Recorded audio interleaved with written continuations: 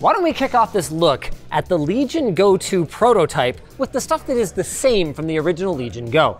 You've got the kickstand, okay? You've got the detachable controllers, okay? The right one of which includes the ability to use it as a sort of questionable mouse. Not the most ergonomic thing ever, but hey, it's there. And of course, you've got the gigantic 8.8-inch display. Mwah, beautiful. And that's it. Here's what's new. Look at this cooling system. And it's here for a good reason. Inside this thing is the all-new AMD Z2 Extreme SoC. I'm talking 8 Zen 5 cores in various levels of compactness and 16 RDNA 3.5 CUs. This thing should absolutely blow the pants off their last-gen flagship Z1 Extreme. I'm not allowed to open this one up, but the battery has gone from 49.2 watt hours to 74, and that's just the inside. The screen, okay. In one way, it's been downgraded. It goes from 2560 by 1600 to 1920 by 1200. But hear me out, because I actually support this change. Even with the more powerful new hardware, you're gonna struggle to run AAA games at 1600p anyway. And at the distance and at this screen size, 1200p is pretty good. And I would rather have the additional contrast that you get from an OLED screen. It still runs at up to 144 Hz with variable refresh rate, so your animations will look as smooth as they possibly can. And as for the other changes, I don't know, it's got a round D-pad now, but I don't want to get into those little details because this is still a prototype and even the ports aren't finalized. There is one important thing to note though. They have only announced a Windows variant of this, which is important because that is not true of our next device, which I will tell you about after this message from dbrand. Oh Lord, dbrand. Oh, they're not trolling me. Oh good.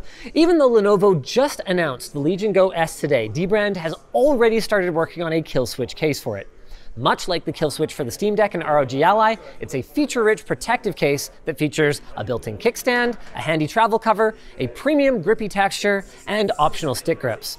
A lot of us here at LMG actually use dbrand grips for our Steam Decks and for our ROG Allies. They are super well built. And while the Legion Go version is still in development, it is set to launch this year. dbrand also has tempered glass screen protectors that'll be ready to go in February. So if you want to pick up some screen protectors or be first in line for a kill switch, head on over to dbrand.com/go to check them out. Of course, you're going to want to know if this thing is worth buying a case for, and that's what we'll get into now. The Go S is an all-new handheld from Lenovo that has very little in common with its bigger brother. It still has a bigger-ish screen, but instead of 8.8 inches, it is 8 inches now. And we also get to keep the 16:10 aspect ratio, which personally I prefer. But everything else about this device seems to be designed to hit a more affordable price point, one that I'll tell you guys in a minute. The screen is 1920 by 1200 LCD, but it still runs at 120 Hz.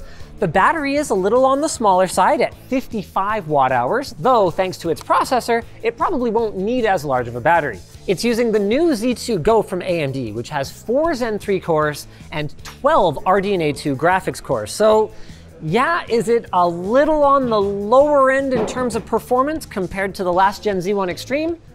Well, maybe, but it is faster than the last gen Z1, and I think you guys are going to like the price.